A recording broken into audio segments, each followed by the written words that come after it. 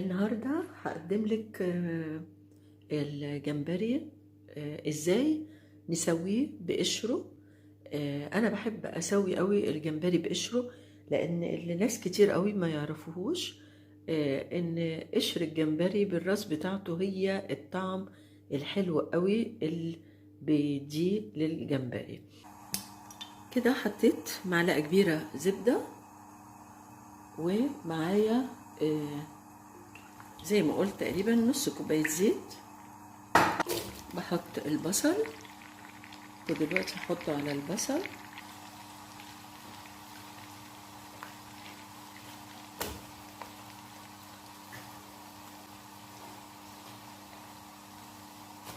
الكرفس، الثوم بتاعي زي ما هو،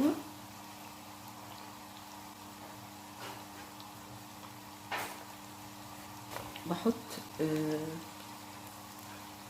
ليمونتين كبار مقطعين بالشكل ده، ملح، معلقة فلفل، معلقة كمون مليانين صغيرين. هبتدي انزل بالجمبري بتاعي كده اهو، وانا طبعا منقيه حله كبيره علشان تكفي كميه الجمبري.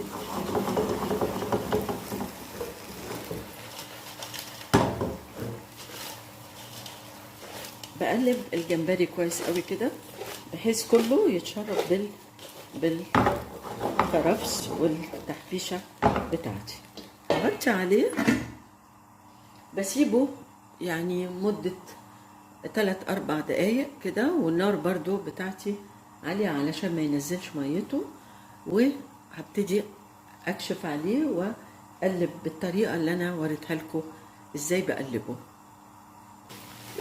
شايفة اللون الروز الجميل اللي ابتدى ياخده الجمبري؟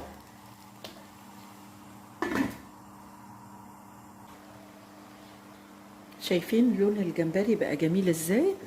زي ما قلت اعمل جمبري بالكاري، فهوريكي الطريقه الحلوه المظبوطه بتاعت الكاري. انا حطيت معلقتين زبده كبار، النار بتاعتي هاديه، وحطيت لها معلقه زيت معايا. هحط معلقه، انا عامله 2 كيلو جمبري، هحط معلقتين بصل فرمان ناعم. مكونات الكاري هتبقى بصلة مبشورة. انا هقول لك المقادير على كيلو جمبري. بصلة مبشورة، معلقة توم صغيرة، معلقتين دقيق، ومعلقتين كاري مليانين بس، والمية بتاعتنا، وقرن شطة للي عايز الحاجة اللي في الكاري. انا بهدي النار، وزي ما انا شايفة البصلة بتصفر بس خفيف قوي، تبقى سوتيه. وبعدين انا عاملة 2 كيلو قلت جمبري، فحاطة معلقتين توم صغيرين. ما بخليش البصل والثوم بتاعي يغمقوا ابدا، ومهديه النار الجناب علشان ما احرقش البصله. كده هنزل بالدقيق بتاعي، النار زي ما قلت هاديه قوي، وبقلب الدقيق كويس قوي عشان اودي اي كلكعه فيه. بعد كده هنزل بالكاري بتاعي زي ما قلت، كمية الكاري قد كمية الدقيق. بهدي بقى النار، وببتدي اقلب الكاري كده مع العجينة بتاعتي دي. الكاري لازم بقلبه على نار هادية مدة 4-5 دقايق، هتبتدي ريحته تطلع.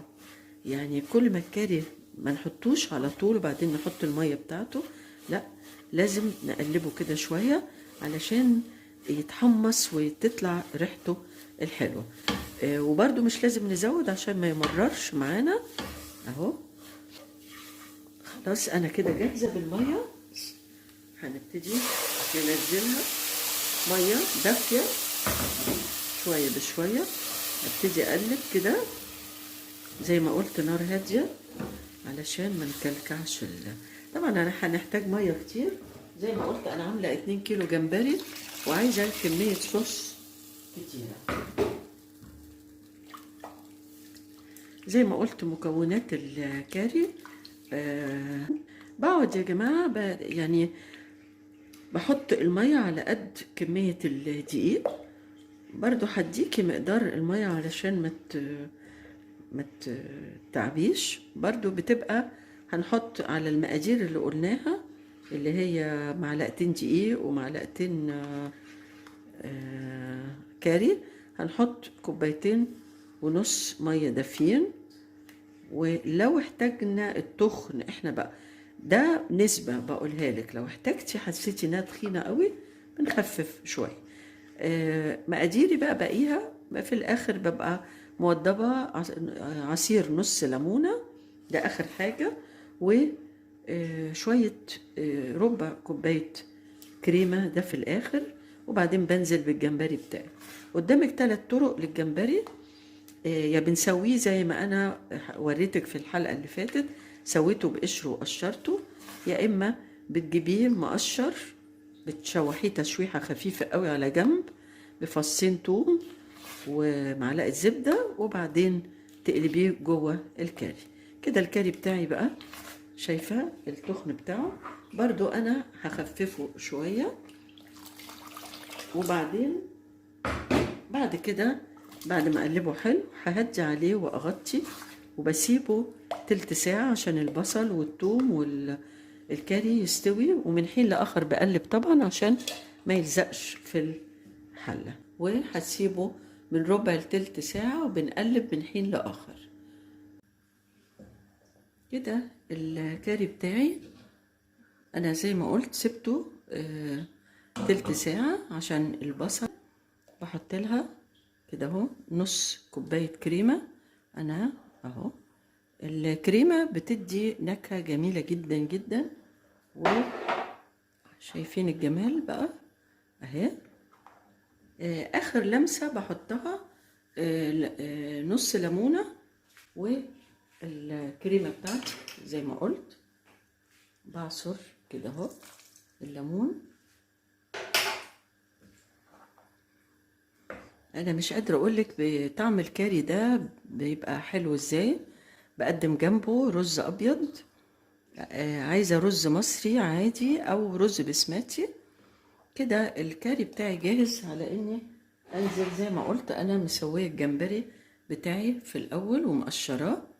بخلي الصوص عشان تديني طعم حلو في الكاري. بنزل بالجمبري كله كده. انا ما بقعدش الجمبري كتير. انا الكاري خلصت، حطيت الكريمه والنص الليمونه.